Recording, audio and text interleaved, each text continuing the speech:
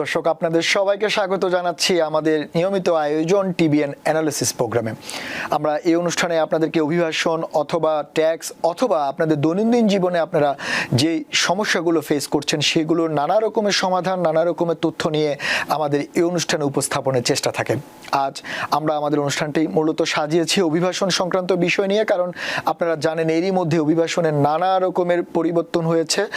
প্রতিনিয়ত নতুন নতুন তথ্য সামনে আসছে, প্রতিনিয়ত নতুন নতুন নিয়ম, নতুন নতুন শর্ত যুক্ত হচ্ছে অভিবাসন প্রক্রিয়ায়, যাতে অভিবাসন প্রত্যাশীরা বেশ খানিকটা কনফিউজিং বা সন্দেহের মধ্যে রয়েছেন। সেটি কেন, কি জন্য বা সেটি সমাধান কি, আমরা সেগুলো নিয়ে আলোচনা করব। এবং সবচেয়ে বড় ব্যাপার, একটি সুখবর দিয়ে শুরু করতে চাই। গত শুক্রবারে এই আমেরিকার কোর্ট থেকে একটি রায় দিয়েছে যে আপনারা জানেন যে 39টি দেশে আমেরিকার অভ্যন্তরে তাদের পলিটিক্যাল রাজনৈতিক আশ্রয়, তারপরে হচ্ছে আপনার গ্রিন কার্ড প্রক্রিয়া, নাগরিক সিটিজেনশিপ প্রক্রিয়া, তো সব ধরনের ন্যাশনাল বেনিফিটস ইমিগ্রেশনের বন্ধ ছিল, কিন্তু সেটি কোর্টের রায়ের কারণে সেটি আবার খুলে গেল এবং আজ থেকে ইউএসসিআইএস নতুন করে আবার সেসব দেশের অভিবাসন প্রক্রিয়া শুরু করেছে। সে সঙ্গে পুরনো প্রক্রিয়াও আগের চেয়ে দ্রুত করার প্রতিশ্রুতি দিয়েছে ইউএসসিআইএস, কিন্তু পাশাপাশি নতুন কিছু শর্ত রয়েছে। সেগুলো কি, আমরা সেগুলো নিয়েও কথা বলবো। আর এইসব ব্যাপারে কথা বলতে আমাদের সঙ্গে অনলাইনে যুক্ত হচ্ছেন আপনাদের সবার প্রিয়, আমাদেরও প্রিয় অ্যাটর্নি মঈন চৌধুরী, ইমিগ্রেশন এবং দুর্ঘটনা বিশেষজ্ঞ অ্যাটর্নি। মঈন ভাই, আপনাকে স্বাগত আমাদের অনুষ্ঠানে। ধন্যবাদ শান্তনু বিশ্বাস, আপনাকেও। দর্শক আপনারা চাইলে আমাদের অনুষ্ঠানে সরাসরি যোগ দিতে পারেন। আমাদের টেলিভিশন স্ক্রিনে দেওয়া নাম্বারে আপনারা ফোন করে আপনাদের মতামত দিতে পারেন, অথবা আমাদের এই অনুষ্ঠান ফেসবুক পেজে লাইভ স্ট্রিমিং হচ্ছে, সেখানেও আপনারা আপনাদের মতামত দিতে পারেন, প্রশ্ন রাখতে পারেন।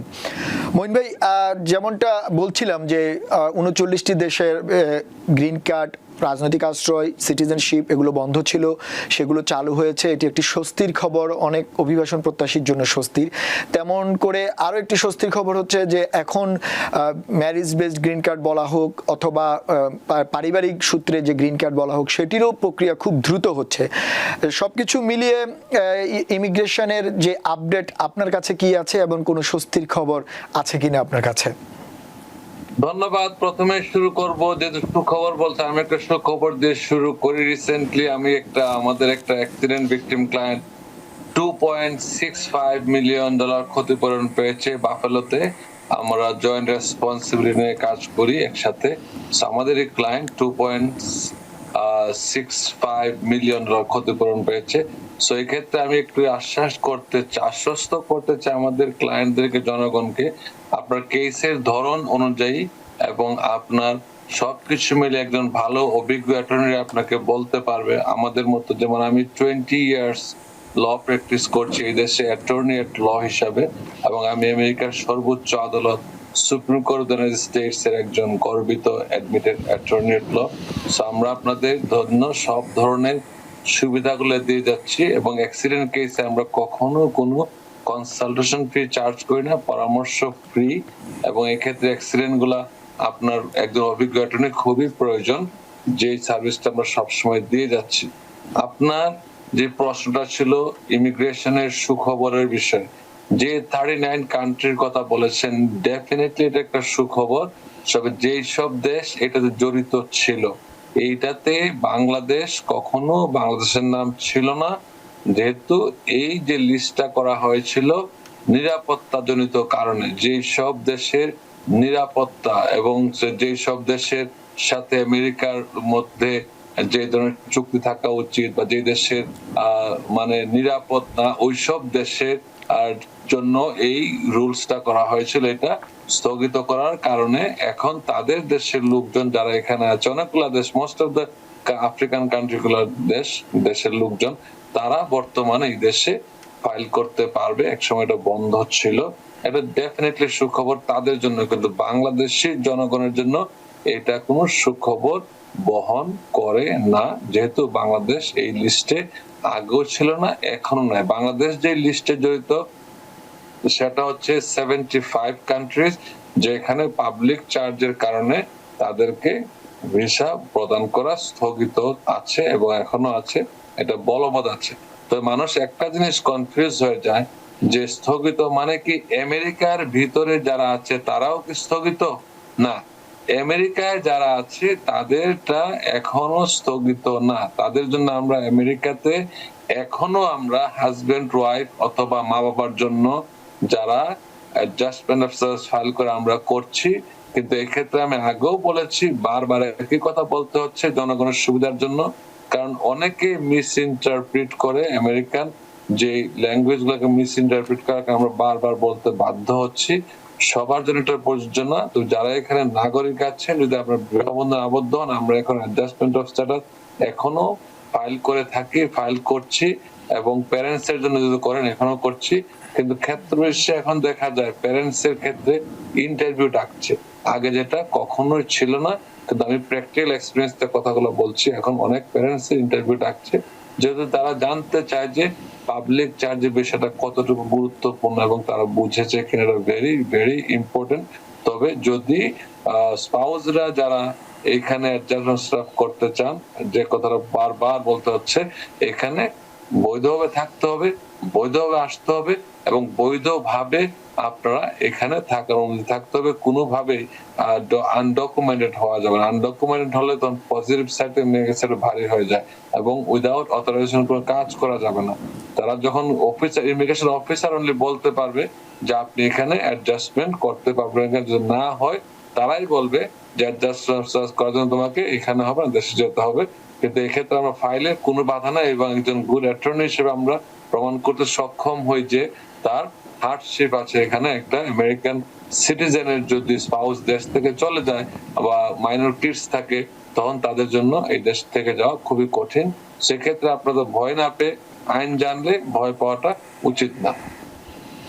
না মঈন ভাই, ওটা ঠিক আছে, আপনি বললেন যে 39টি দেশের মধ্যে বাংলাদেশ নেই, কিন্তু আমরা এই গত কয়েক মাসের এই বিশেষ করে এই অ্যাডমিনিস্ট্রেশনের অভিবাসন প্রক্রিয়া যে কঠোরতা দেখছি বা দেখতে পাচ্ছে অভিবাসী প্রত্যাশীদের জন্য, সেক্ষেত্রে এই 39টি দেশেরটা উঠে যাওয়ার পরেও বাংলাদেশি সহ অন্যান্য অভিবাসীদের জন্য একটি স্বস্তির খবর হতেও পারে যে না, অভিবাসন প্রক্রিয়াটা যেভাবে দেখা হতো সেভাবে দেখা হচ্ছে না, কিছুটা হলেও স্বস্তির ব্যাপার আছে। এবং আমি আরেকটা জিনিস বলেন, আরেকটা জিনিস যেটি আপনার কাছে জানতে চাই, যে আপনি বললেন যে এখন আমেরিকার অভ্যন্তরে কোনো কিছু নিষেধাজ্ঞা নেই, কিন্তু প্রশ্নটা হচ্ছে আমেরিকার অভ্যন্তরে অনেকেই আমাদের যে দর্শকরা রয়েছেন তারা প্রশ্ন করেন যে তারা একটা লম্বা প্রক্রিয়ার মধ্য দিয়ে যাচ্ছেন, সেটি কি কিছুটা দ্রুত হচ্ছে কিনা? বিশেষ করে রাজনৈতিক আশ্রয় বলেন বা ম্যারেজ বেস গ্রিন কার্ড বলেন, বা আপনি একটু আগে যেমন ইভি ক্যাটাগরি থেকে শুরু করে সব ক্যাটাগরি, সেটি কি আগের মতো স্লোলি হচ্ছে নাকি একটু দ্রুত হচ্ছে? কেস বাই কেস ভেরি করে। আপনি দেখবেন আপনাদের অনুষ্ঠানেই একই ধরনের প্রশ্ন বারবার আসে। আমরা এমনও করছি, এখনো 2 মাস 16 দিনের ভিতরে গ্রিন কার্ড এসেছে একই একটা হাজবেন্ড ওয়াইফের। কিন্তু আবার দেখা যায় একই ধরনের কেস কোন সময় 6 মাস লাগছে, 1 বছর লাগছে। এই ক্ষেত্রে কেউ যদি আপনাকে টাইম ফ্রেম দিয়ে দেয়, এটা সঠিক বলা ঠিক হবে না। কারণ টাইম ফ্রেম দেওয়াটা খুবই কঠিন, কারণ এখানে অনেকগুলা বিষয় ইনভলভ। যেমন যার জন্য আপনি অ্যাপ্লাই করলেন তার বর্তমান পরিস্থিতি, তার যে এন্ট্রি, তার যে এখানে চলা অবস্থায় তার কোনো ধরনের ব্যতিক্রম ছিল কিনা, সে কোনো ধরনের স্ট্যাটাস ভায়োলেট করেছিল কিনা, সে কোন ভিসায় ছিল, আগে ওয়ার্ক পারমিট ছিল কিনা, ওয়ার্ক পারমিটের মিস ইউজ করেছে কিনা, এবং সে যে বেনিফিটে অ্যাপ্লাই করেছে সেই সঠিক তথ্যগুলো ছিল কিনা। যেমন একটা জিনিস আমরা এক্সাম্পল দিয়ে বলি, রিসেন্টলি অনেকেই আসে দেশে তাদের বিয়ে করা আছে, তারা আবার ভুলে যায়।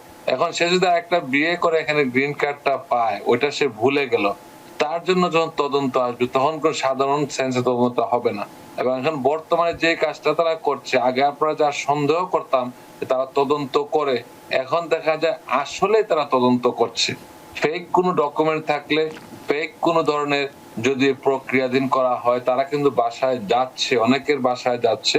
স্পেশালি ম্যারেজ বেস পিটিশন গুলো দেখা যাচ্ছে তারা যে গিয়ে খবর নিচ্ছে। সবারটা বলবো না, ক্ষেত্র বিশেষে 10টার মধ্যে হয়তো 3টা যাবে, এই 3টাই কিন্তু তারা পাচ্ছে, ডিসক্রিপেন্সিস পাচ্ছে। যখন 10টা কেসের মধ্যে 3টা কেস তারা দেখে যে ব্যতিক্রম, 3টা কেসই রং, তখন তারা এই বাকি 10টা তদন্ত করতে বাধ্য হয়, মনে করে যে সবই তো ফ্রড। সেই ক্ষেত্রে আমাদের সতর্ক থাকবে, সঠিকভাবে ফাইল করা হয় এবং কোনো ক্রিমিনাল রেকর্ড না থাকে, ইজি কেস হয়, ডেফিনেটলি এটা খুব স্মুথলি হয়ে যায়। কিন্তু এই জন্য আপনার সবারই প্রয়োজন। বর্তমান ক্ষেত্রে ভুল করা যাবে না। একটা যদি আপনি প্রথম ভুল করেন, পরে এটা কারেকশন করা অনেক কষ্ট হয়ে যায়। আপনি সন্দেহের মধ্যে একবার যদি আপনি রেড ফ্ল্যাগে পড়ে যান, তখন কিন্তু পরবর্তীতে আপনার ওভারকাম করা খুবই কঠিন।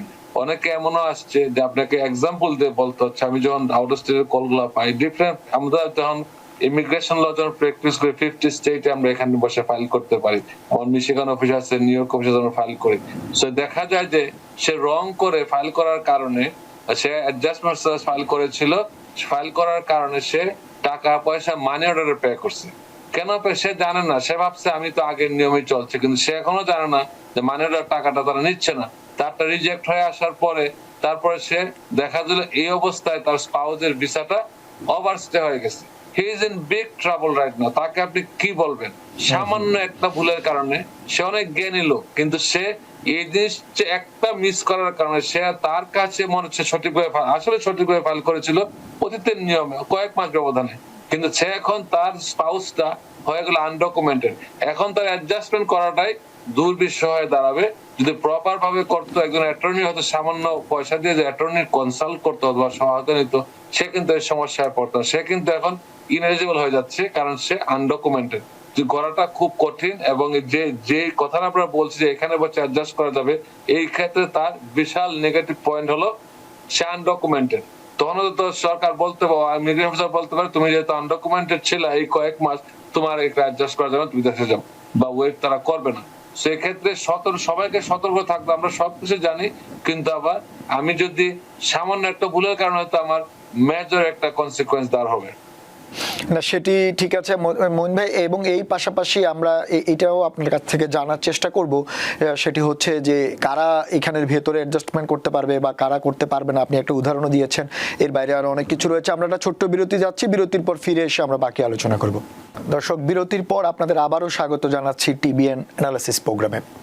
আমরা বিরতির আগে যেমনটি মঈন ভাই আপনি একটি কথা বলছিলেন যে ছোটখাটো ভুলের কারণে বেশ বড় ঝামেলায় পড়তে হচ্ছে অনেককেই, কিন্তু প্রশ্নটা হচ্ছে এই জায়গায় যে এই জিনিসটি আপনারা বারবার বলছেন, গণমাধ্যমে বারবার আসছে, কিন্তু তারপরেও কেন এই ভুলগুলো করে থাকে?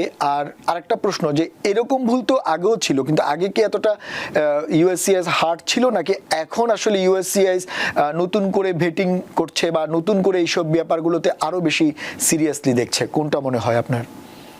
ধন্যবাদ। আপনাদের মাধ্যমে আমরা সবাইকে সবসময় বলি, আমাদের পার্সোনাল সোশ্যাল মিডিয়া থেকেও বলি, কারণ ইমিগ্রেশন আগে যেই রকম সহজ ছিল ওভারলুক করতো, এখানে এটা ওভারলুক তারা করে না।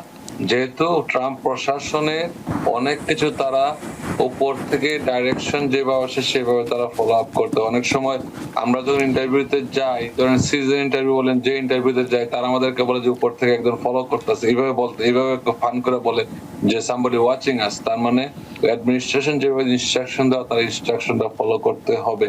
ছোট ভুলের কথা এটাই বলবো, অনেকে দেখেন আপনারা যে বাস্তব ক্ষেত্রে আগে যেই রকম ভাবে আপনার নাগরিকত্ব হয়ে যেত ডাক্তারের সার্টিফিকেট দিয়ে, একটা ফর্ম দিয়ে, এখন কিন্তু তারা এই ফর্মগুলো ভেরিফাই করে। অনেক ডাক্তার এখন আর এই নাগরিকত্বের জন্য যে N6 সার্টিফিকেট দিতে চায় না, কারণ অনেক ডাক্তারের অফিসে তদন্ত হচ্ছে আসলে সে রিয়েল পেশেন্ট কিনা, কোনো টাকার বিনিময়ে এই কাজটা করেছে কিনা। অ্যাটর্নি টাকা নিতে পারে তাদের সার্ভিস চার্জ। ডাক্তার যখন রিপোর্টের জন্য একটা আননেসেসারি টাকা চার্জ করে, তখন তারা এটা মনে করে যে এটা হয়তো বা কোনো ধরনের জালিয়াতি, বা এটা হয়তো সঠিক না হতে পারে, কারণ একটা ফর্ম ফিল আপের জন্য ডাক্তার কেন টাকা নেবে, এটা ডিউ প্রসেসে করতে হয়। সো এই বিষয়গুলো এখন তারা তদন্ত করছে। আগে আমরা এমনও হয়েছে যে ডাক্তার রিপোর্ট তারা দেখলেই তারা দিয়ে দিত। এখন ডাক্তারকে ভেরিফাই, এই ডাক্তার আসলে সঠিক কিনা, এই ডাক্তার কতজনকে রিপোর্ট দিয়েছে, তার কাছে কেন যাচ্ছে।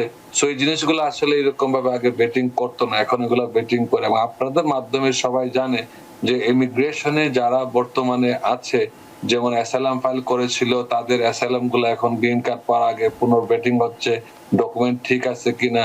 আমি আপনাকে কাগজ দেখাইতে পারি যে বর্তমানে এমনও আছে যে নাগরিকত্ব বাতিলের চিঠি পাচ্ছে।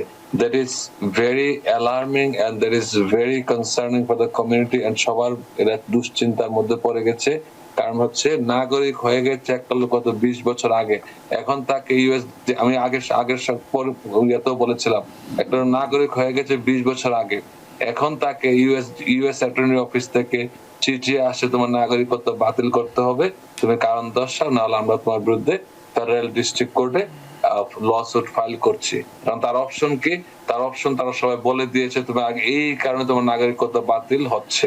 এখন তাকে বলছে তুমি অ্যাটর্নি হায়ার করো, তোমার অ্যাটর্নির সাথে কথা বলবো, অথবা তুমি যদি কথা বলতে চাও সব লিখিত ভাবে কথা বলবে। সেই বিষয়টা এত অ্যালার্মিং যে বিভিন্ন কমিউনিটিতে আগে এমনও হয়েছে যে তার হয়তো একটা নাম ছিল, আমি এই বিষয়টা বারবার কিন্তু কমিউনিটিতে আমি যখন বলি সতর্কতামূলক কথা বলি, অনেকে মনে করে ভয় পায়, কিন্তু ভয় পাবেন কেন? আপনি সতর্ক হয়ে যান, তো হলো ফিউচারে এরকম ভুল আর কখনো করা যাবে না। অতীতে যারা করেছেন তাদের তার সতর্ক হয়ে লাভ নেই, কিন্তু আমি বলি ফিউচারে এরকম ভুল করবেন না। যদি তারা বিবাহিত থাকে কোনো সময়, সে বিবাহিত বলতে হবে। ধরেন একটা কাহিনী, একজন ভদ্রলোক আমার কাছে আসলো যে স্যার আমি তো আসলে ডিভোর্স, আমার দেশে আমার ওয়াইফ ছিল, কিন্তু আমি ডিভোর্স সার্টিফিকেট নিয়ে আসছি, কিন্তু আমি এখানে বলছি আমি মেরিড, যখন কাজে লাগাবো ডিভোর্স সার্টিফিকেট যখন দরকার তখন কাজে লাগাবো। আমি বললাম যে আপনি তো যেহেতু ডিভোর্স এক দেশের থেকে সার্টিফিকেট নিয়েছেন, আপনি পরে কেন লাগে? You must submit all the documents at a time, এবং জানাতে হবে আপনার বর্তমান স্ট্যাটাসটা কি। সে বলে যে না, আমার আরেক যে ফাইল করে, সে বলছে এখন জানার দরকার নাই, আপনি বিয়ে যখন করেন তখন ডিভোর্সটা দেন। সেই ক্ষেত্রে কিন্তু সে নিজে ইচ্ছা করে বিপদে পড়ছে সঠিক তথ্য না দেওয়ার কারণে। আপনারা যখনই অ্যাডভাইস নেবেন, যদি অ্যাটর্নি অ্যাডভাইসটা নেন, তার পরামর্শটাই নেবেন। মাঝখানে আবার 10 জনের সাথে কথা বলবেন না যে এই লোক কি বললো, তার কেসটা এভাবে হয়ে গেছে, আমি এভাবে কাজ করি, তোমার লয়ারকে যেটা বলো এটা ঠিক না। দরকার পড়লে একজন অ্যাটর্নি যদি পছন্দ না হয়, আরেকজন অ্যাটর্নির কাছে আপনি যে কনসাল্ট করবেন, তার থেকে দেখবেন নতুন কোন তথ্য আসে কিনা, সে ডেফিনেটলি আপনাকে ভুল তথ্য দেবেন। কিন্তু মঈন ভাই, আপনি একটি বিষয় তুললেন, সেটি হচ্ছে নাগরিকত্ব বাতিল অথবা গ্রিন কার্ড বাতিলের। আমরা এই সংবাদটি এরই মধ্যে এই অ্যাডমিনিস্ট্রেশন আন্ডারে বেশি আলোচিত হচ্ছে, কিন্তু প্রশ্নটা হচ্ছে এর আগে আমরা দেখলাম কিছুদিন আগে 17 জনের নাগরিকত্ব বাতিলের জন্য বিশাল একটি পদক্ষেপ নিয়েছে এই প্রশাসন। কিন্তু প্রশ্নটা হচ্ছে অনেকেই জানতে চায় যে কি কি কারণে নাগরিকত্ব বাতিলের সম্ভাবনা তৈরি হয়েছে, বা নাগরিকত্ব বা গ্রিন কার্ডের বলতে পারি। আপনি নিউজে শুনছেন 17 জন, এইরকম যে কত 17 জন আছে আমরা কেউ জানি না। আমার কাছে কয়েকজন আছে। এই কেন, কি কারণে এটা হতে পারে? কি কারণটা উল্লেখ করা আছে? কারণটা হচ্ছে তারা মিথ্যা তথ্য দিয়ে নাগরিকত্ব গ্রিন কার্ড পেয়েছিল। এক্সাম্পল দিচ্ছি, একজন হয়তো আজকে আপনার শান্তনু বিশ্বাস, আপনি হইলেন যে হাবিব রহমান নামে আগে একটা নাম ছিল, ডিপোর্ট হয়ে গিয়েছিলেন, আপনি তখন বললেন হাবিব রহমান ভুলে যান, আমি এখন শান্তনু বিশ্বাস হয়ে গেলাম without any proper document. Shantanu কিন্তু হাবিব রহমান ডিপোর্ট হয়ে গেল, আপনি কিন্তু শান্তনু রয়ে গেলেন। আপনি যখন গ্রিন কার্ড পেয়ে গেলেন, পরবর্তী পর্যায়ক্রমে নাগরিকও হয়েছেন, কিন্তু সমস্যা হলো এই কারণে যেহেতু আপনি আগের নামটা উল্লেখ করে নাই এবং ডিপোর্টেশন ছিল, তারা এখন ওই নামকে ডিপোর্ট করতেছে যে তুমি অন্যায়ভাবে, অবৈধভাবে, অনৈতিকভাবে, প্রতারণার মাধ্যমে এই দেশে গ্রিন কার্ড পেয়েছে, প্রতারণার মাধ্যমে নাগরিকত্ব অর্জন করেছো। সেম কাজ ক্লিয়ার লিখে দিচ্ছে। আমরা যখন ক্লায়েন্টকে জিজ্ঞেস করি যে আপনাকে যেই তথ্যগুলো দিয়েছে সঠিক, বলে জি স্যার, ওরা যা লিখছে সবই সঠিক এবং আমি তখন এটা ভুলে গেছি, তখন আপনার ফাইলও তার কাছে না, আমি তাকে রিপ্রেজেন্ট করব, তার ফাইলটা আমরা যখন রিপ্রেজেন্ট করি তখন ইউএস অ্যাটর্নি অফিস আমাদেরকে সব তথ্যগুলা দেয় যে আসলে তার সমস্যাগুলো কিছু কি কারণে তারা তাকে নাগরিকত্ব বাতিলের নোটিশ দিয়েছে। সেই ক্ষেত্রে সেও জানে, আমরাও জানি। এখন তার ইয়াটা কি, রেমেডিটা কি, এবং তার সে কি চাচ্ছে, তার বিচারটা কি চাবে, সে তার কাছে কোনো ডিফেন্স নাই। আর সেই ক্ষেত্রে আমি বলবো ভবিষ্যৎ যারা থাকবেন তারা, আমরা যে ডেফিনেটলি ফেডারেল ডিস্ট্রিক্ট কোর্টে আমি নিজে রিপ্রেজেন্ট করতে পারি ফেডারেল ডিস্ট্রিক্ট কোর্টে, যেসব ডিস্ট্রিক্ট আমাদের অ্যাডমিশন আছে, আমরা প্রহক বিচার হিসাবে যে কোনো ডিস্ট্রিক্টে আমরা অ্যাটর্নি হিসাবে অ্যাডমিশন নিতে পারি ফর দ্য কেস অনলি, এটা লতে অ্যালাউ করে। সেই ক্ষেত্রে আপনাদের উচিত হবে একজন অ্যাটর্নির সাথে কথা বলা। যদি আপনি মনে করেন যে এরকম সমস্যা হতে পারে, অ্যাটলিস্ট আমরা আপনার ডকুমেন্টটা নিয়ে আসতে পারি, যে আপনার ফিউচার যেন আমরা বুঝতে পারি কি সমস্যা হতে পারে আপনার এবং কিভাবে আপনাকে ডিফেন্স দেওয়া যায়। তো আমরা কিন্তু এমন বলতেছেন সবার ক্ষেত্রে প্রযোজ্য, কিন্তু অনেকেই আছেন বিভিন্ন সব কমিউনিটি, শুধু বাংলাদেশের কমিউনিটি বলবো না, সব কমিউনিটিতে এরকম অসংখ্য লোক আছে যারা তখন না বুঝে, যেহেতু সরকার তাদেরকে দিচ্ছে, তাদের ভয়ের কি আছে, তারা ভাবছে সরকার দিচ্ছে XYZ হচ্ছে, আমার কেন হবে না, হচ্ছে সে না গ্রিন কার্ড পেলো, নাগরিকও হয়ে গেল, সবই তো তখন সঠিক ছিল। কিন্তু এখন পর্যায়ক্রমে এগুলো বেঠিক হচ্ছে। সো ফিউচারে এইরকম যে ভুল কেউ করবেন না, মেরিটাল স্ট্যাটাস কখনো গোপন রাখবেন না। যা সঠিক কাগজপত্রে যা সঠিক তা আপনাকে বলতে হবে। আপনার ছেলে মেয়ে কয়জন আছে, কাগজপত্র যা আপনার বলতে হবে। কাগজ নাই, যখন আপনি বিয়ে করছেন কোন ডকুমেন্ট নাই, সেই ক্ষেত্রে আপনার বলার কোনো সুযোগ নাই যে বিয়ে করছেন ডকুমেন্ট ছাড়া কি প্রমাণ করবেন। আবার তালাক হয়েছে, ডকুমেন্ট নাই, তালাক দেওয়ার প্রয়োজন নাই। কিন্তু যখন ডকুমেন্ট হয়ে যায়, আপনি এক জায়গায় দিচ্ছেন আর এক জায়গায় দেবেন না, এরকম হবে না। আপনি এমবেসি যে তথ্যগুলো দিয়ে আসছেন, সব তথ্য আপনাকে সঠিকভাবে যাচাই বাছাই করতে হবে। অ্যাসাইলাম ফাইল যখন করেন, আমরা কিন্তু বারবার ক্লায়েন্টকে বলি যে আপনি আপনার ইয়াটা বাংলায় পড়েন। আমরা আবার আমাদের যে প্যারালিগ্যালদের বলি যে A to Z পড়েন, পড়ার পরে সে সাইন নিয়ে এবং এমনকি নোটারি করে পৌঁছে নেয়। সে যেন বলতে না পারে যে আমার স্ট্যাটাসটা আপনি ভুল করেছেন। না, আমরা কোনো বাসায় যে দেখার সুযোগ নাই যে আপনি মেরিড নাকি আনমেরিড। আমরা বাসায় যে দেখার সুযোগ নাই আপনি কয়টা বাচ্চার মা বা কয়টা বাচ্চার বাবা। আপনি বাসায় গিয়ে দেখার সুযোগ নাই আপনি কতবার ডিভোর্স হয়েছে। আপনারা যে তথ্য দিবেন সেই তথ্য আমরা আপনার ফাইলে লিখি এবং এটা সরকারের কাছে যায়। Once it goes, it becomes a public document. তখন সরকার এটা দেখতে পারে। এটা আপনার পরিবর্তন করাটা প্রপার ডকুমেন্ট ছাড়া খুবই কঠিন। সবাইকে এটাই বলতে চাই, আপনারা সতর্ক থাকবেন এবং সচেতন থাকবেন। সচেতন মানেই না যে আপনি ভয় পাবেন। সঠিক তথ্য দিতে কোনো ভয় নাই, কিন্তু মিথ্যা তথ্য একবার দিলে এই মিথ্যা তথ্য সারা জীবন বয়ে বেড়াতে হবে। অনেকে আমাদের প্রশ্ন করে যে স্যার কোন ডেট অফ বার্থ দিব, আসলটা না নকলটা? ডেট অফ বার্থ জীবনে একটাই হয়। যদি কারো একবার জন্ম হয়, সে জন্ম দুইটা না, জন্ম একটাই হয়। একবারে জন্ম হয়, একবারে মৃত্যু হয়। তো আপনার যখন জন্ম তারিখ দিবেন, যেটা কাগজপত্র আছে ওইটাই আপনার আসল জন্ম তারিখ। যদি বলেন না ভাই আমি সেলিব্রেশন করবো আরেকটা, কোন সময় যদি এটা প্রমাণ হয় যে আপনি সেলিব্রেশন করছেন অন্য ডেট অফ বার্থ, আর যদি এটা সোশ্যাল মিডিয়ায় চলে আসে, ইট বিকামস এ প্রবলেম। আজকে আমাদের US এমবেসি সবসময় বলে সোশ্যাল মিডিয়াটা খুবই গুরুত্বপূর্ণ। আপনি দেখা গেল আপনি কাগজপত্রের জন্ম তারিখ হচ্ছে এক সালে, কিন্তু আপনি সোশ্যাল মিডিয়ায় বলে যাচ্ছেন যে অন্য সালে।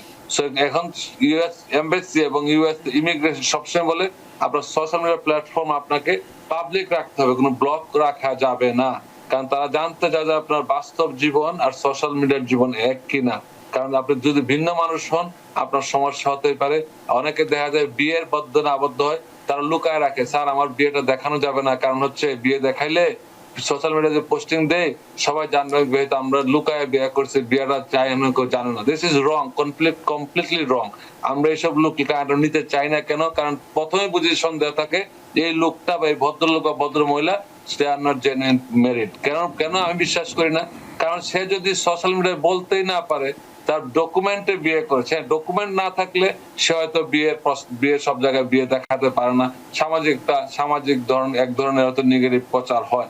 যখন তে লিগালি ম্যারিড, সে তখন যদি বলে যে স্যার আমার সোশ্যাল মিডিয়ায় দেওয়া যাবে না কারণ এলাকার লোকজন যারা বিবাহিত না, জানলে সমস্যা আছে, দ্যাট মিনস তার ভিতরে কুমতলব আছে যে হয়তো সেই বিয়েটা টিকবে না বা টিকাতে চায় না। সেই ক্ষেত্রে আমি যে কথাগুলো বলছি, ইমিগ্রেশন সেই দৃষ্টিভঙ্গিতে আপনার ফাইলটা রিভিউ করবে এবং করে। আমি যেভাবে ক্লায়েন্টকে প্রিপেয়ার করি, ক্লায়েন্ট প্রতিটা শব্দে যে রিপিট পায়, এখানে যে অফিসার সেম ধরনের প্রশ্ন করে। আমার based on 20 years of my experience, আমরা জানি কি ধরনের কেসে কি ধরনের প্রশ্ন আসতে পারে। যদি সবাইকে বলবো বি ট্রুথফুল, এবং আপনার বাস্তব জীবন, ব্যক্তি জীবন, সোশ্যাল মিডিয়ার জীবন একই হতে হবে। ফেক চেহারা সোশ্যাল মিডিয়া করলেন ইটস আনএথিক্যাল। আবার যা তা পোস্টিং করলেন ওইটা আনএথিক্যাল। আপনারা সতর্ক থাকবেন, সবসময় সঠিক তথ্য দিবেন। কাগজে যা আছে ওইটাই আপনার তথ্য না। স্যার কাগজে আছে এটা, আমার কিন্তু আরেকটা অন্যটা। This is your problem, not our problem, not immigration's problem. This is your problem, you carrying the problem, so you will be in trouble. আচ্ছা মোহন ভাই, আপনি অনেক বিষয় তুলে ধরেছেন। আমরা সোশ্যাল মিডিয়া সম্পর্কে আপনার এই ব্যাপারে আপনার থেকে জানবো। আমাদের কিছু প্রশ্ন আসছে, সোশ্যাল মিডিয়াতেই প্রশ্ন আসছে। আমরা একটা প্রশ্ন নিতে চাই। সুমন হোসেন উনি বলছেন ইন্টারভিউ ডেট যাওয়ার কতদিন আগে প্রোফাইল অ্যাকাউন্ট বা রেজিস্ট্রেশন করতে হয়? যখন জানবে তখনই করবেন, যখন শুরু হবে তখনই করবেন। যে আপনি যখন তারা দেবে তখনই করতে হবে। as sooner is better। Mizan নামে একজন জানতে চেয়েছেন, উনি রাজনৈতিক আশ্রয়ের জন্য আবেদন করেছেন, প্রায় 7 বছর হয়ে গিয়েছে, কিন্তু এখনো পর্যন্ত কোনো ইন্টারভিউ ডেট আসেনি। উনি এখন কি করতে পারেন? ধন্যবাদ আপনাকে। একই প্রশ্ন আমরা সব লয়াররা একই প্রশ্ন উত্তর দিতে একভাবে উত্তর দিয়ে মনে হয় সবাই উত্তর দিই যে আপনারা অপেক্ষা করেন, ইন্টারভিউ না আসলে কোনো সমস্যা নেই, আপনার ওয়ার্ক পারমিট আছে, আপনি ওয়ার্ক পারমিট আপনি এনজয় করতেছেন। অনেকে হয়তো আপনি বলবে আপনি রিড করেন, আপনি তাড়াতাড়ি ডেট পেয়ে যাবেন, তাড়াতাড়ি ডেট পাবেন, আপনি দেশে চলে যেতে চাচ্ছেন। এটা নেগেটিভ এই কারণে বলছে, তার মানে আপনি দেশে থাকতে চাচ্ছেন না। আমার সিদ্ধান্ত এখনই দিয়ে দাও, হয় আমি চলে যাবো না থাকবো, তার মানে আপনার দেশে কোনো সমস্যা নাই। আপনার আর কোনো কারণ থাকতে পারে না যে আপনি কেন এটা দ্রুত করার চেষ্টা করছেন। আচ্ছা, সাইদ আমিউর নামে একজন জানতে চেয়েছেন যে 75 কান্ট্রির ব্যাপারে কি কোনো আপডেট আছে আপনার কাছে? ধন্যবাদ। 75 কান্ট্রির ব্যাপারে আমার কাছে নাই, কারো কাছেই নেই, কারণ সরকার এখনো কোনো সিদ্ধান্ত নেয় নাই। নিলে আপনার টিভিএন 24 যেইভাবে প্রচার করে তাদের মাধ্যমে আপনারা জানবেন, বুলেটিন হিসেবে যাবে। এটা বিশাল নিউজ, সবার জন্য বিশাল নিউজ হবে। তবে এই কথাটা সবসময় বলি, 212(4) সেকশন যারা পাচ্ছেন তারা বি কেয়ারফুল, তাদের ভিসা হয়তো হবে না যদি আপনি সঠিকভাবে ফ্যামিলি ফাইন্যান্সিয়াল প্ল্যান দিতে না পারেন উইদিন 1 ইয়ার টাইম ফ্রেম, আপনারা কিন্তু ভিসার ইনএলিজিবল হয়ে যাবেন। সেই ক্ষেত্রে যারাই 212(4) সেকশনে আপনি রিফিউজটা পাচ্ছেন, বেটার বি কেয়ারফুল, এবং আপনি একজন অভিজ্ঞ অ্যাটর্নির প্রয়োজন। অ্যাটর্নির সাথে কথা বলে family financial plan, economic plan সবগুলা করতে হবে। যদি তার সন্তোষজনক যদি না পারেন, আপনার ভিসা হওয়ার সম্ভাবনা নাই। একই ফ্যামিলি দেখা যাচ্ছে, এটা আবার লাখের উপর ডিপেন্ড করে। দেখা গেল একই ফ্যামিলিতে দুই পরিবার, একই ভাই অ্যাপ্লাই করে, দুই পরিবার অ্যাপ্লাই করছে। এক পরিবারে পাচ্ছে শুধুমাত্র 221G, আরেক পরিবারকে দিয়ে দিচ্ছে 221G প্লাস 212(4). দ্যাট মিনস অফিসারের উপর ডিপেন্ড করে কার অফিসার কতটুকু সৎ হয়। এটা কিন্তু লাখের ব্যাপার। সবসময় মনে করি অফিসার কার উপরে কোন অফিসার প্রভাব, এটা একটা বিষয়। ইন্টারভিউ কে নিচ্ছে এবং কে কিভাবে দেখতেছে এটা। আচ্ছা, আরেকজন জানতে চেয়েছেন, ওনার ওয়াইফের ইন্টারভিউ ডেট পড়েছে আগামী মাসে। ওনার একটা প্রশ্ন, ওনার মেয়ের ফাইলটি এখনো অ্যাপ্রুভাল হয়নি, এখন ওনার কি করলে ভালো হবে? ওনার মেয়ের বয়স 3 বছর।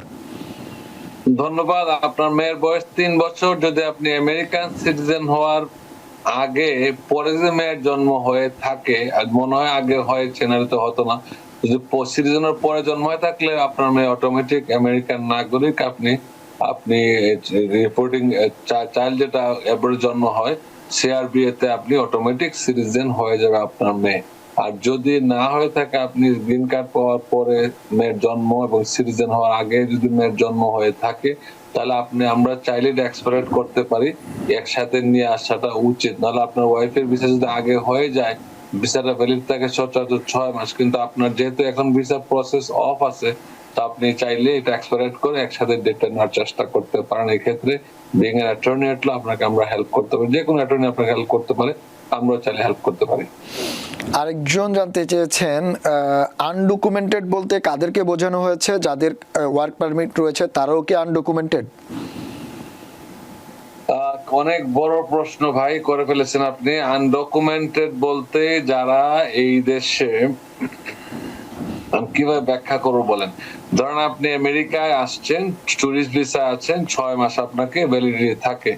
এই 6 মাসের পর আপনি যদি এক্সটেনশন না করেন, তখন আপনি হয়ে গেলেন আনডকুমেন্টেড। বলতে আপনি দেশে থাকার অধিকার আপনি নাই। যেহেতু আপনি টুরিস্ট ভিসা আসছেন বা স্টুডেন্ট ভিসা আসলেন, সার্ভিস টার্মিনেট হয়ে গেল, ভিসা রিভোক হয়ে গেল, আপনি থেকে গেলেন, এটা তো আনডকুমেন্টেড হয়ে যাচ্ছে।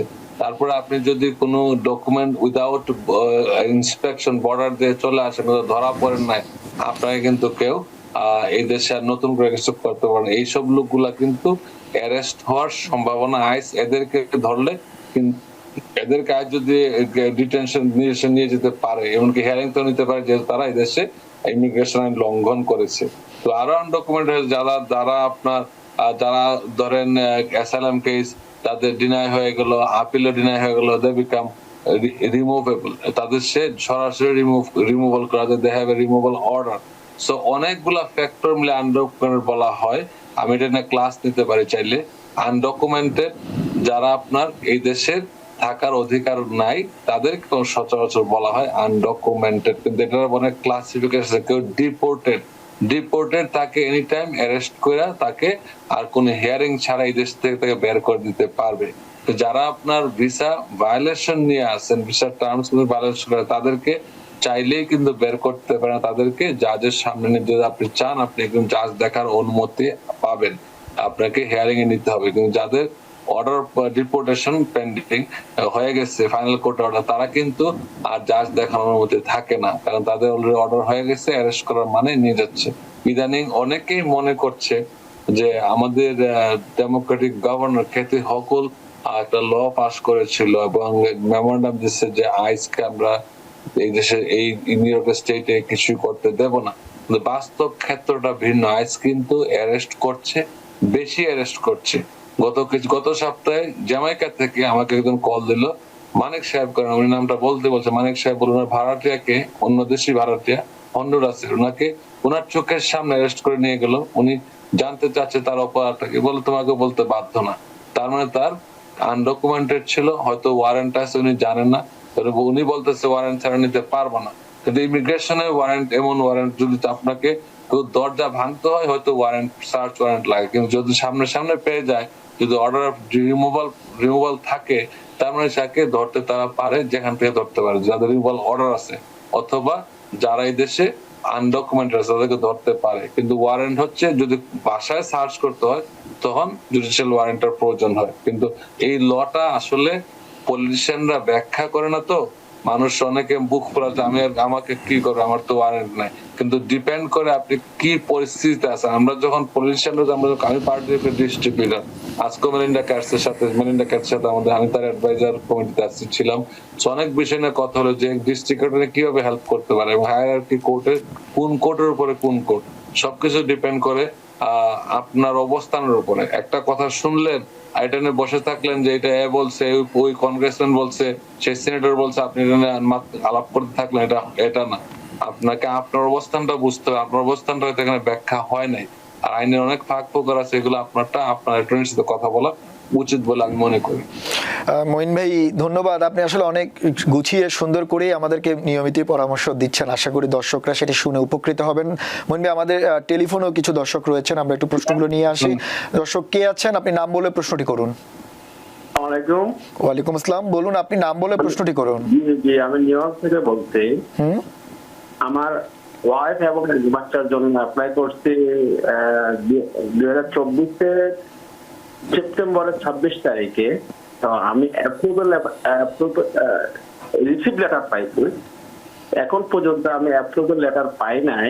যখন আমি কিন্তু অনলাইনে চেক করি, তখন প্রতিদিন দেখাইতেছে আমাকে।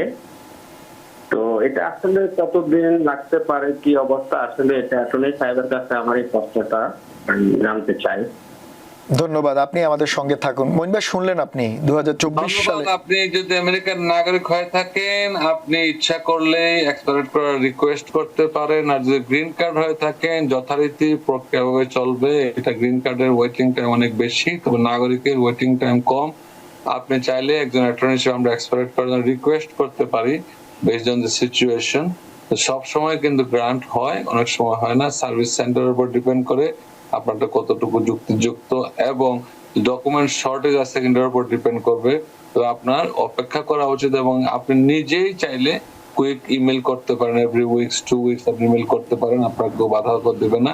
আপনার নিকটবর্তী যদি কংগ্রেসম্যান অথবা সিনেটর থাকে, ইউএস সিনেটর এবং ইউএস কংগ্রেসম্যান বা ওমেন থাকে, তাদের অফিসে গিয়ে আপনি কথা বলতে পারেন, তারা নোটিশ পাঠাতে পারে।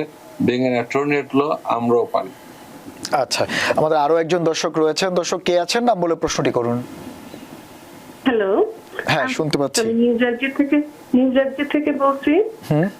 আমার একটা সম্পূর্ণ আলাদা একটা প্রশ্ন আছে, কোনো ইমিগ্রেশন রিলেটেড না। বাংলাদেশ থেকে আসার সময় আমেরিকাতে কত $1,000 সাথে করে নিয়ে আসতে পারে? আচ্ছা, বৈধ পথে কত $1,000 নিয়ে আসতে পারে?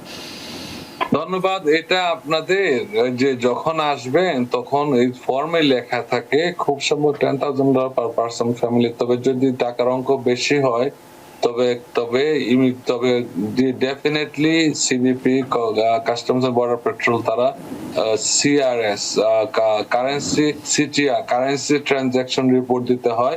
এটা তারা নিয়ে রিপোর্ট দিয়ে টাকা রাখবে না, কিন্তু তার রিপোর্ট আইআরএস এর রিপোর্ট করে, কারেন্সি ট্রানজাকশন রিপোর্ট একটা পরিমাণের বেশি হলে সেক্ষেত্রে আপনি গুগল সার্চ করলে পেয়ে যাবেন, আপনার ভয়ের কিছু নাই। কিন্তু অতিরিক্ত টাকা আনলে আপনি তা একটা রিপোর্টের আওতায় পড়তে পারেন, কারেন্সি ট্রানজাকশন রিপোর্ট। আবার যদি তারা যদি মনে করে যে মানি লন্ডারিং করতেছেন, তখন তার বেশি অঙ্কের টাকা হলে তারা আরেকটা ফ্রড রিপোর্টও করতে পারে, সাসপিশিয়াস রিপোর্ট করতে পারে। সেক্ষেত্রে আপনি সতর্ক থাকবেন, লার্জ অ্যামাউন্ট না আনাই ভালো। আচ্ছা মইন ভাই, আমাদের ফারহান তানভীর নামে একজন জানতে চেয়েছেন, একবার ইন্টারভিউ হওয়ার পর 221G দিয়ে দিল, ভিসা পজ শেষ হবার পর কি আবার ইন্টারভিউ হওয়ার সম্ভাবনা আছে? ধন্যবাদ, খুব গুরুত্বপূর্ণ প্রশ্ন করেছেন। এটা অনেকে আমাকে প্রশ্ন করে, ফোন করে প্রশ্ন করে। যদি এরকম হয়, আমরাও জানি না, সরকারও জানে না। যদি কোনো ডকুমেন্টস ল্যাকিং থাকে, তারা কোনো কিছু জানতে চায়, এটা আসলে অনেকেই জানে না, কিন্তু এই প্রশ্নটা আনছে। খুব খুব ধন্যবাদ আপনাকে এই প্রশ্নটা করার জন্য। সো এই জিনিসটা যদি তারা জানতে চাইলে, তারা কিন্তু যতবার ইচ্ছা ততবার ইন্টারভিউ নেওয়ার ক্ষমতা ইউএস এমবাসি কনসুলার অফিসারের আছে, কিন্তু হয়তো বা নেবে না, যেহেতু এখন এই জিনিসটা তারা যাচাই বাছাই করে শুধুমাত্র পাবলিক চার্জটা কি, আপনাকে যে স্পন্সর করেছে সেও যদি পাবলিক চার্জ ছিল কিনা, আপনার ভবিষ্যতে আমেরিকা আসে পাবলিক চার্জ হবেন কিনা, এই বিষয়গুলো আওতায় নিয়ে আসবে। অনেকেই দেখা যায় যে স্পন্সর নিয়েছেন অপরিচিত লোকের কাছ থেকে, কারণ অপরিচিত লোকের কাছ থেকে স্পন্সর নেওয়ার কারণে এই লোকটাকে আসলে জীবনে দেখেই নাই বা কারো মাধ্যমে স্পন্সর নিয়েছে। তো সে এখন কিরকম সমস্যার মধ্যে আছে বুঝেন। আবার যদি তার কোনো ডকুমেন্ট চায় ইন ফিউচার, চাইতেই পারে যে আমরা ভিসা দেওয়ার আগে যে লোকটা তোমাকে স্পন্সর করেছে তার লেটেস্ট ট্যাক্স আমরা দেখতে চাই, কারণ সে তার সাথে পরিচয় নাই, সে কি করবে। এবং এই ভদ্রলোককে যদি আবার পাবলিক চার্জে চলে গিয়ে থাকে, কারণ এই দেশে তো 3W কোনো ভরসা নাই, ওয়েদার, উইমেন, ওয়ার্ক। আমরা সবসময় এটা বলে থাকি। আমি আসার পর আমার ভাই রব চৌধুরী প্রথমে এটা বলছিল যে এই তিনটা জিনিস সেখানে সবাই বলে যে ওয়েদার, 3W কোনো ভরসা নাই, ওয়েদারের কোনো ভরসা নাই, কখন রোদ কখন বৃষ্টি কেউ বুঝবেন না, হঠাৎ করে চলে আসে। ওয়ার্কের কোনো গ্যারান্টি নাই, আজকে আপনি এক জায়গায় কাজ করেন, কালকে আপনার কাজ চলে যেতে পারে। এটা বাংলাদেশের মতো না যে সারা জীবনে কাজ থাকবে বা তেল মালিশ করে কাজ থাকা যায় বা চাটুকারি করে। দেশে অনেক সময় কাজ চলে যায় উইদাউট নোটিস। এবং ওয়ার্ক, ওয়েদার এবং ওমেন কোনো ভরসা নাই, আজকে কার সাথে আছে, কারোর ডিভোর্স হইতে পারে, কালকে গার্লফ্রেন্ড বয়ফ্রেন্ড চলে যাচ্ছে। সেটা হচ্ছে বাস্তব সত্য। এখন যে আপনাকে স্পন্সর করেছে সেই হয়তো পাবলিক চার্জে চলে, তারা তো জব থাকলো না, তখন আপনি কি করবেন? তখন তো আপনার এই ভিসাটা হচ্ছে না। যে তারা চাইতেই পারে যে আবার নতুন করে নতুন করে, যেহেতু 1 বছর সময় চলে যাচ্ছে, নতুন করে কাগজপত্র দাও। তার মানে মইন ভাই আপনি বলছেন যে ইন্টারভিউ বারবারই যে কোনো সময় হতে পারে। আমাদের সন্দেহ করলে ভিসা ইস্যু করার আগে যে কোনো সময় যে কোনো তথ্য তারা চাইতে পারে। এমন না যে আমার ইন্টারভিউ হয়ে গেছে মার্চ মাসে, এখন আপনি ভিসা দেবেন না কেন, আপনি দিতেই হবে, আমাকে আগে বলেন না, এই কথা বলা যাবে না, কোনো সুযোগ নেই। মইন ভাই আমাদের সময় একেবারে শেষ পর্যায়ে, আপনি একটু দ্রুত বেশ কিছু প্রশ্ন একটু সংক্ষেপে যদি বলতেন, অনেকেই প্রশ্ন রাখছেন, আপনি একটু সংক্ষেপে যদি বলতেন। আমাদের সুমন নামে একজন বলছেন, উনি আমেরিকান সিটিজেন, উনি অ্যাপ্লাই করেছেন, ওনার বাচ্চা এবং ওয়াইফের জন্য রিসিভ লেটার আসছে, দুটোটি ওয়াইফের ডেট অফ বার্থ চলে আসছে, নাম ভুল চলে আসছে, এখন উনির কি প্রবলেম হবে কিনা? অবশ্যই প্রবলেম আপনি কারেক্ট করেন, সঠিক জন্ম নিবন্ধন পত্র দিয়ে সার্টিফিকেটগুলো দিয়ে কারেক্ট করার চেষ্টা করেন। আচ্ছা, আরেকজন জানতে চেয়েছেন টুটুল নামে, যে বাংলাদেশ ইউএস এমবাসিতে সবাইকে কি 219G ধরিয়ে দিচ্ছে?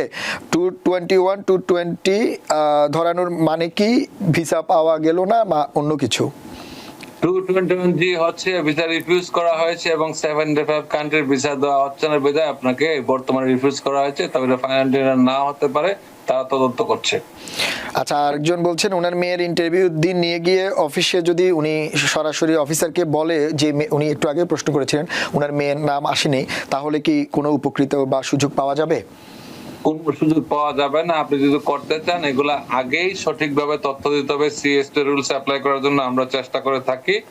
তো যে বয়স যাচাই বাছাই করলে বোঝা যাবে আসলে সে এই সিস্টেমে পড়ে কিনা। সিস্টেমে পড়লেই পাবেন, আপনি সরাসরি যায় কোনো লাভ নাই, যদি নাম না থাকে আপনাকে তারা ঢুকতে দেবে না। ধন্যবাদ মঈন ভাই। আসলে আরো অনেক প্রশ্ন ছিল, অনেক দর্শক ছিল, কিন্তু সময়ের অভাবে হয়তো এটি নেওয়া হয়নি। আমরা অন্যদিন আপনার থেকে এটা জানতে চেষ্টা করবো যে সোশ্যাল মিডিয়ার যে গুরুত্ব, এখন সোশ্যাল মিডিয়ার উপর অনেক কিছুই নির্ভর করছে অভিবাসন প্রত্যাশীদের, সেটি নিয়ে আমরা একটু আলোচনা করব অন্য কোনো দিন। আজ আপনাকে আবারও বিশেষ ধন্যবাদ আমাদের সঙ্গে যোগ দেওয়ার জন্য। ধন্যবাদ শান্তনু বিশ্বাস, আপনাকেও সুন্দর উপস্থাপনা করার জন্য। সবাই ভালো থাকেন, সুস্থ থাকেন, এই কামনায় মঈন চৌধুরী।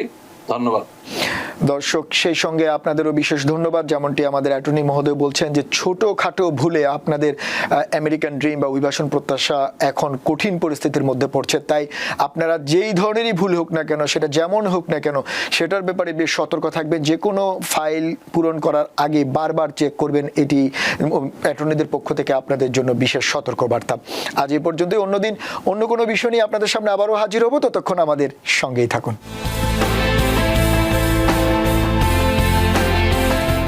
TBN 24 টেলিভিশন দেখতে আজই কল করুন 7187776556। লগ ইন করুন www.totalcablebd.com।